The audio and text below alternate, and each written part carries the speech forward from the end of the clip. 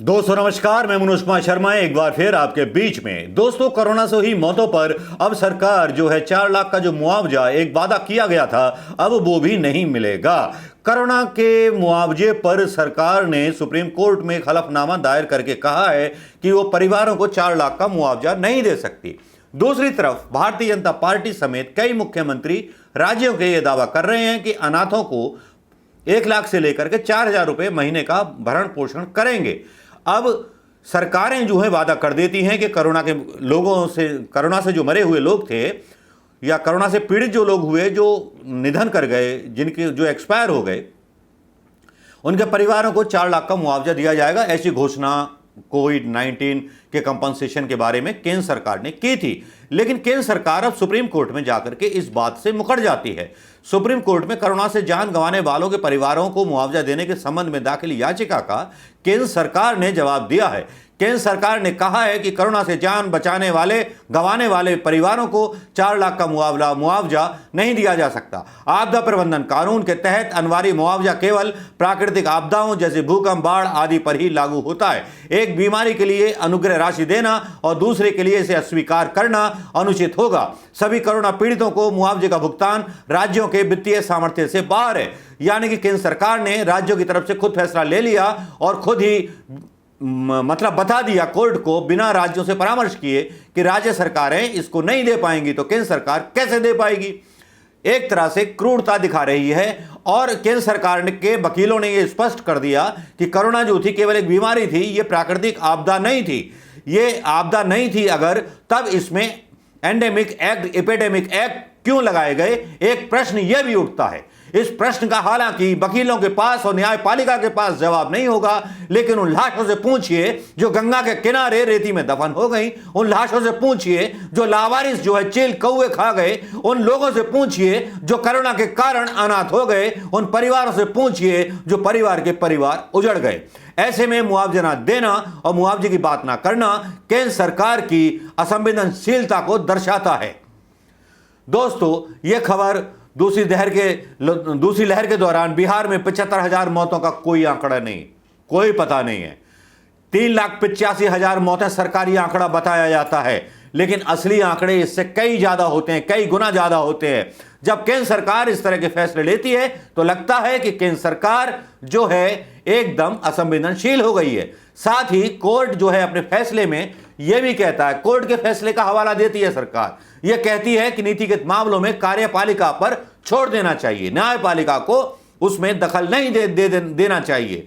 अगर इस तरह की बात है तब तो न्याय मिल चुका, आपदा प्रभावित लोगों को भी न्याय मिल चुका, उन बेरोजगारों को भी न्याय मिल चुका, उन अनाथों को भी जिन्होंने अपने माँ बाप खो दिए, अपने परिवार खो दिए। तो ये किस तरह का कानून और किस तरह की ये एक घोषणा है केंद्र सरकार की, मेरी समझ के बाहर है। अगर आपकी समझ में आए तो कमेंट लिख करके जरूर बताइएगा, क्योंकि आक्रोश आना अपने आप में जरूरी भी होता है। इसलिए भी होता है क्योंकि लोगों को राजनीति सूझती है।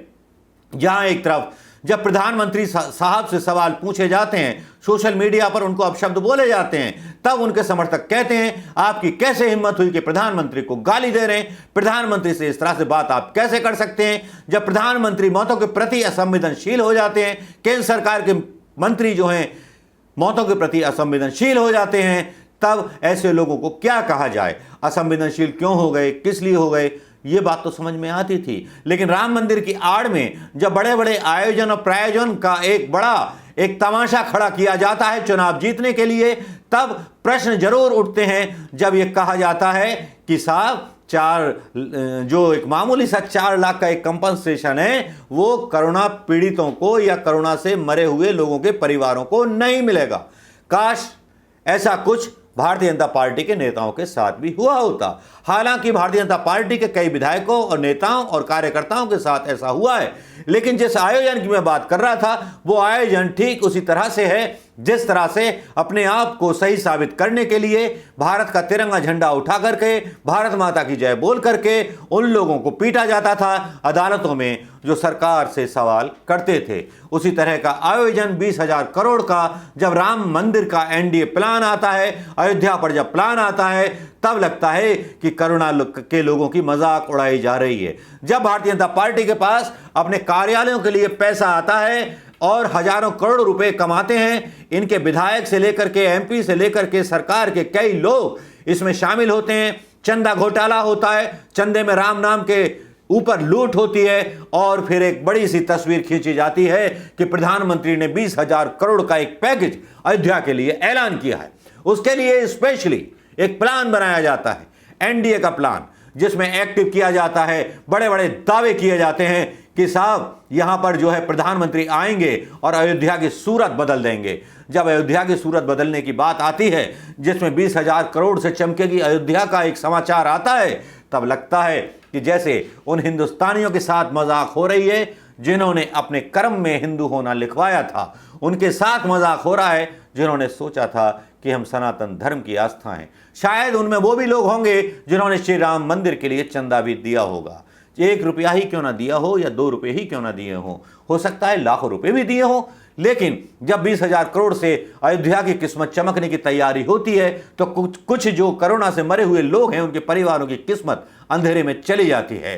बड़ी शर्म आती है इस खबर को देख करके। थोड़ा रुक ही जाते, थोड़ा रुक करके ही ऐलान कर देते। लेकिन यहां क्या है कि सियासत की रस्साकशी में योगी और मोदी के बीच यहां कौन सबसे बड़ा पहलवान, यह साबित करने की कोशिश हो रही है। उत्तर प्रदेश के अंदर कौन किससे कितना बड़ा गुट, यह साबित करने की कोशिश हो रही है। और लगता है कि शायद एक मजाक चल रहा है, एक सियासत का गेम चल रहा है, एक आईपीएल चल रहा है सियासत का, जिसको रोकने की तैयारी नहीं है बल्कि उसके दर्शकों को बुलाने की तैयारी अयोध्या में है, जहां पर ग्रीन फील्ड सिटी योजना को विकसित किया जाएगा, अंतर्राष्ट्रीय हवाई अड्डे पर खर्च किए जाएंगे, पर्यटन केंद्र बनाया जाएगा, रिंग रोड बनेगा, पंचकोसी होगा, इतने सारे डेवलपमेंट होंगे। तो इसमें भारतीय जनता पार्टी के नेता कितना पैसा अपनी जमीनों को या जमीनों पर कब्जा करके कमाएंगे ये नहीं कह सकते दोस्तों। लेकिन सरकार के पास विधायकों को, एमएलएस को खरीदने के लिए पैसा है। 40-40 लाख हो या करोड़ों रुपए हो, राज्यसभा सांसद हो, चाहे सरकार गिराने के लिए मध्य प्रदेश के विधायक हों, वो खरीदने के लिए तो पैसा भारतीय जनता पार्टी के पास बहुतायत मात्रा में है। लेकिन कोरोना से पीड़ित लोगों के लिए 4 लाख रुपए इस गरीब सरकार के पास नहीं है, जिस गरीब सरकार ने सबसे ज्यादा राजस्व पेट्रोल और डीजल से कमा लिया। ये खबरें सुर्खी बन चुकी हैं। लेकिन साहब इसके बारे में कौन बात करेगा? कौन पत्रकार है जो सरकार का गरेबान पकड़ के झंझोड़ेगा, उसको नींद से जगाएगा, उसको चौराहे पर लेकर के आएगा और चौराहे पर सवाल करेगा? जवाब दीजिए सवालों का प्रधानमंत्री मोदी जी, जवाब दीजिए। आपने क्या इस दिन के लिए हिंदुस्तान को नया हिंदुस्तान बनाने की वादा किया था? शायद जवाब नहीं मिलेंगे।